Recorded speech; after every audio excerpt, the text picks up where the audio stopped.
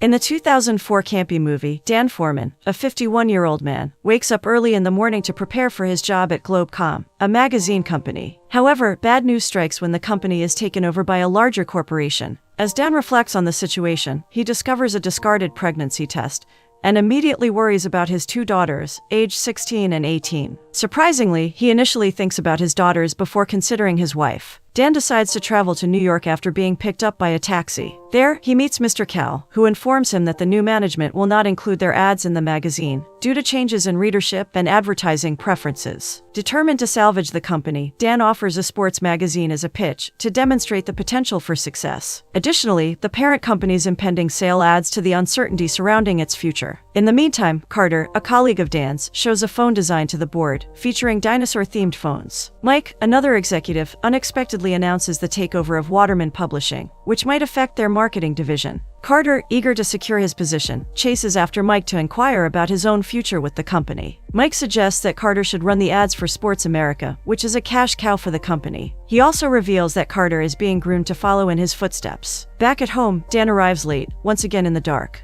He checks the trash and notices that the pregnancy test is missing, further increasing his concerns about his daughters. He checks on Alex and tries to create an open atmosphere for her to talk about anything bothering her. Later, Dan discusses his concerns with his wife, Anne, regarding Alex having a boyfriend. However, Anne happily surprises him by announcing that she is pregnant. Despite being overjoyed at the news, Dan is still shocked, due to the age difference between them. The story shifts to Carter, who is now married to Kimberly for 7 months. He appears excited about his new prospects, and the fact that Teddy K recognizes him. However, Kimberly is bored with Carter's job and its mundane nature. Back at Globecom, employees are worried about potential layoffs following the acquisition. Dan learns that he will be fired from his role as ad sales head and replaced by Carter. He is frustrated by the decision, as sales have been successful that year, and the team has worked hard. Enrique explains that the global changes in the business landscape have left them with no choice. Alex visits her father's office, and coincidentally, Carter ends up in the same elevator. Carter asks about Alex interning at Sports America, to which she clarifies that her dad works there. Unaware of Carter's new position as head of ad sales, she questions if he is an intern.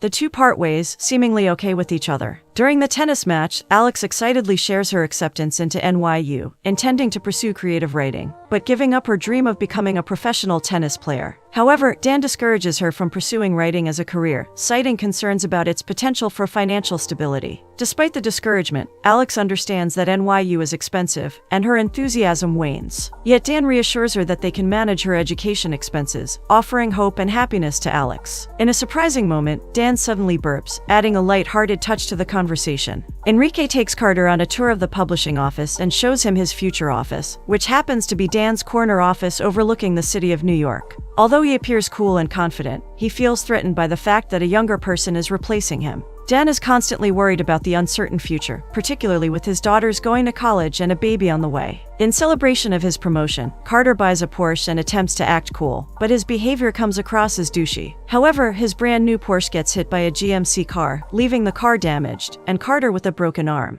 He returns home to Kimmy, his selfish and narcissistic wife, who is packing her bags to leave. Carter apologizes profusely, trying to salvage their relationship, but Kimberly remains firm in her decision. Carter's desire to have kids clashes with Kimberly's reluctance, leading to the revelation that she cheated on him in the past. Kimberly leaves Carter and returns to her parents. Meanwhile, Anne goes for an ultrasound session and hears the baby's heartbeat. This experience overwhelms Dan, almost causing him to suffer from a stroke due to the stress he's been experiencing since losing his job. He admits his stress to Anne, who is surprised by the revelation, but Dan takes it lightly. As the story unfolds, Carter finds himself sleeping outside in his damaged Porsche, further symbolizing the turmoil in his life. In the morning, Carter consumes copious amounts of coffee to fuel himself for the day. He introduces himself to the publishing staff, emphasizing Teddy K's vision for the company. However, Carter is visibly nervous about the impending changes. He attempts to explain that they will synergize at 20% of Globecom, but Dan quickly rebuts, stating that it's simply not feasible. When asked for more details, Carter struggles to provide coherent answers, and instead resorts to using random,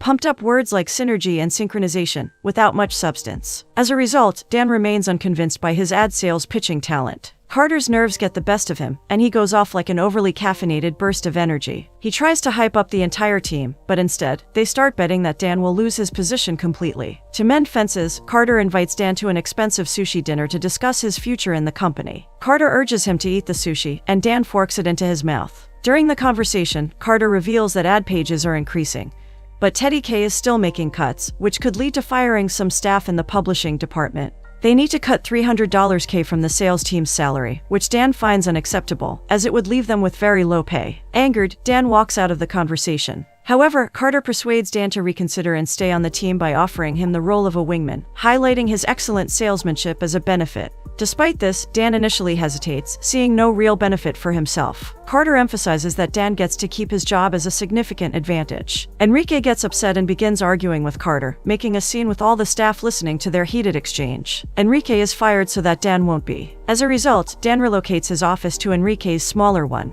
Carter then reveals some forms, including a 360 evaluation form for the corporate, likely adding to the uncertainty and tension in the workplace. Dan becomes a wingman for Carter during the pitching sessions about Sports America, allowing Carter to explain without interruptions. Carter works very late, even calling Kimberly while on the treadmill, though she seems disinterested. Meanwhile, Dan is at home in the living room when he receives a call from Carter, who asks for a business development discussion and suggests bringing the team in. Despite it being a Sunday, Carter promises to bring sushi for the meeting. The next day, Dan arrives at the office floor, and Mark approaches Carter with a warning not to get personal. Carter defends his decision not to fire Dan, stating that Dan is more useful than Enrique. He urges Mark to meet Dan, and jokingly mentions Enrique's last name, Berlin, leading to some lighthearted banter. Carter invites Mark to go to dinner, but Mark has to leave for Berlin. Carter opens up about his marriage problems, but Mark doesn't seem to pay much attention to it. Mark insists on the need to fire more people, but Carter is determined not to do so. As the team members leave, Carter asks them to hang out or get a drink, but each of them has Sunday night commitments. When Carter rhetorically asks Dan if he wants to have dinner with his family, Dan agrees, missing the point that he was not actually inviting Carter. Left with no choice, Dan has to entertain Carter at his home. Carter drives his broken Porsche to Dan's house and meets Anne, whom he overly praises for her cooking in the house. Anne notices that something is off about Carter. She mentions the age gap between Carter and Dan, and expresses concerns about the expenses they have to deal with, including NYU expenses, dental expenses for Jonna, and baby expenses. She even contemplates taking a second loan. In jest, Dan suggests asking for a raise from his new boss. While looking at family photos, Carter spots a familiar face, Alex. Alex is surprised to see Carter in their house, and he claims that Dan invited him for dinner. Jonna comments that Carter is too cute and young to be their dad's new boss. Awkwardly, Carter tries to explain his presence, mentioning that it's the anniversary of his first date with Kimberly, who has already left, and he didn't want to go home feeling down, so he invited himself over. Carter admits to being nervous around Alex, who is impressed by his honesty. She invites him to play table football, and they seem to bond over the game. Anne and Dan discuss matters in the kitchen, but Anne's pregnancy symptoms start to make her feel agitated and nauseous. Unfortunately, Dan's mishap causes him to drop the baked ziti that Anne had prepared for dinner, further upsetting her. She ends up vomiting due to the discomfort. Meanwhile, Alex and Carter spend time together, and during their conversation, Alex opens up about no longer enjoying tennis. She feels like an outcast among her same-age friends, with rumors circulating that she might be a lesbian. Despite defeating Carter in their hangout activity, Alex expresses her uncertainty about pursuing tennis as a professional career, feeling that it has reached its peak. Later, the group decides to have pizza for dinner. Jonna reveals that she has a boyfriend, which prompts Dan to take the phone to speak with the other caller and give a stern warning. He tells the boyfriend that if he ever offers alcohol or to Jonna, he will handle the situation like Liam Neeson's character in the movie Taken. Dan then calls Alex and Carter to join them for dinner. Carter appreciates the gesture, even though they are having pizza from Domino's. During dinner, Jonna questions if Carter is Dan's new boss, and noticing the ring on his finger, she inquires about his marital status. An awkward moment occurs when Carter accidentally soils Dan's pants, almost touching a sensitive area. Alex jokingly compliments him, giving a good smile. Carter leaves the Foreman house with Alex looking out of the window, seeming to harbor an interest in him. Carter comes home feeling lonely and depressed, and in his emotional state, he accidentally breaks a lamp. Meanwhile, Alex begins her year at NYU as a college student, and Dan helps her move into the dormitory. However, he becomes concerned when he sees a marijuana poster in her room. As a precaution, Dan gives Alex pepper spray for safety, and installs surveillance to ensure she is secure. When saying goodbye, Dan tries to hold back his emotions, hugging his daughter tightly before leaving. Carter decides to move out of Dan and Anne's house into a new one. Dan and Anne, worried about their financial situation, get a second mortgage and sign the paperwork. Carter signs the divorce papers and finalizes his divorce. Despite their previous tensions, Carter and Dan's colleagueship improves. Dan agrees to take his clients, Rum Jamaica, to a Knicks game. Carter, concerned about using Globecom clients for personal purposes, suggests taking them to luxury suites instead. Carter is ambitious to raise ad pages, but realizes that some employees must be let go. Dan, who cares deeply for his colleagues, is hesitant about the idea, since the employees don't want to leave. The two attend a private club concert of a rapper, where they joke about the musician, but Carter doesn't fully grasp the generational humor. Their closeness with Rum Jamaica leads to a disappointment when the Rum Jamaica rep informs Dan that they can't advertise their company in Sports America, due to a conflict with another company in Europe. Losing another long-term client adds to their frustration. At a bar, they drown their sorrows, and Carter expresses the need to fire more people. Despite Dan's encouragement that they can still regain the ad pages, Carter feels hopeless and believes he has better reasons to let people go. Dan suggests that Carter fire him, but Carter refuses, stating that Dan is too important and that his kids depend on him. Dan returns home, feeling weary and dreading the future of his colleagues, whom he has cared for over the years. He catches Carter sleeping in the office, and in a twist, Dan decides to be the one to fire his colleagues instead of Carter. With a heavy heart, Dan informs his colleagues that they are fired, insisting he has no choice, and it's not his fault. Louis becomes angry with Dan, calling him a corporate loony. Morty shares his thoughts about his future, and expresses gratitude to Dan for being a good boss who treated everyone with respect. Morty leaves tearfully, thanking Dan for all the years they worked together. Dan then gives the 360 evaluations to Carter while he's on the treadmill, and Dan evaluates himself poorly. Carter unexpectedly runs into Alex while she's reading at a cafe. He joins her and immediately loads up on caffeine. Alex notices the absence of a ring on Carter's finger, and he reveals that he's glad to be divorced. As they spend time together, a romance starts to blossom between the newly divorced Carter and the college freshman Alex. Alex shares her positive experiences in creative writing classes, but contemplates switching to a more practical business major, questioning the practicality of pursuing writing. She wonders if Carter, despite being successful, is dissatisfied with his career. Carter opens up about his family, mentioning that his parents are complete opposites. His mother is a hippie, while his father struggles with issues. Uncomfortable discussing his family, Carter suggests they go somewhere else, but Alex seems disinterested in that topic. They decide to explore Chinatown together, hopping from one restaurant to another. At some point, Alex kisses Carter, but he hesitates and draws away. She invites him to her dorm room, clarifying that it's not her intention to invite every guy she meets. Despite his initial hesitation, Carter agrees and goes to her room. In the intimate setting, he experiences a major flashback, likely triggered by the circumstances. Alex is direct and takes off her clothes, to which Carter responds with shaky enthusiasm. He compliments Alex on her beauty and continues to kiss her. However, Alex remembers Dan's warning about surveillance cameras in the dorm area, which may make them hesitant to continue. In the morning, they are already switching offices, so the movers are going in and out. Later, Carter arrives home and acts extremely jumpy and hyper when he sees Dan, trying to hide the fact that he's involved with his daughter. Dan thinks Carter is sniffing crack this time. Carter remains nervous about his relationship with Alex, but he now has a brand new Porsche with no dents. As they spend more time together, Alex has blossomed into an attractive woman, and they continue dating, growing closer and becoming romantically involved. Meanwhile, Dan keeps trying to call Alex, but she doesn't return his calls. He is also busy preparing for the arrival of the new baby, setting up cribs and purchasing baby items. On the other hand, Carter and Dan are occupied with the difficult task of firing more people in their team, leading to the publishing office slowly emptying out, with chairs being removed and Carter's fish finding a new home in the office. The situation becomes emotional, as they let go of their longest-serving coworkers. Amidst all this, the sales team decides to go up against other departments in a basketball match, playing against the Globecom Trotters. Mark, who has a history with Dan, meets him and jokingly comments that Dan and Carter should get a room, because they appear like a couple. The match begins, and Globecom seems to be continually winning.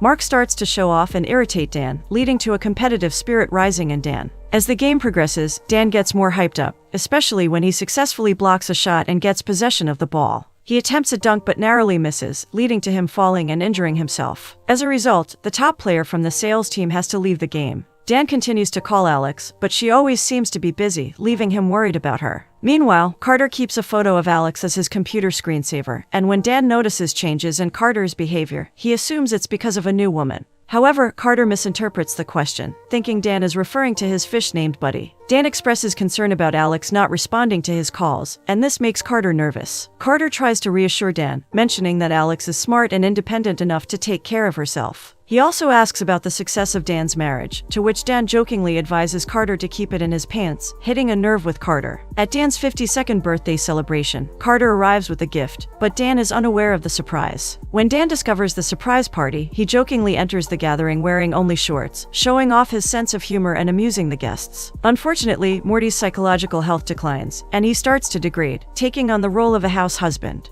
This situation makes Dan feel guilty about firing Morty. In the car, Carter and Alex have some private time to talk, and Carter offers Alex a gift, a necklace with diamonds. Alex is amazed and kisses Carter in appreciation. Carter expresses his contentment at being with her. The party inside continues, with Dan opening the gifts. Later, Dan notices Carter and Alex walking together outside, adding to the intrigue surrounding their relationship. Carter leaves the office, and Dan follows him, getting into a cab as well to continue keeping an eye on him. Dan arrives at a fancy restaurant and meets up with Alex, who is wearing the necklace he gave her. Carter follows and asks the waiter if Alex is pretty, to which the waiter responds affirmatively. However, Dan enters the restaurant already angry and confronts Alex at the table, assuming something is going on between her and Carter. Carter tries to explain, but Dan is too furious to listen, and the situation escalates. Dan directs his anger towards Carter, asking Alex if she is sleeping with him, and she admits it, since they are caught. Dan reacts with a punch, hurting his arm in the process. He warns the waiter not to interfere, threatening him.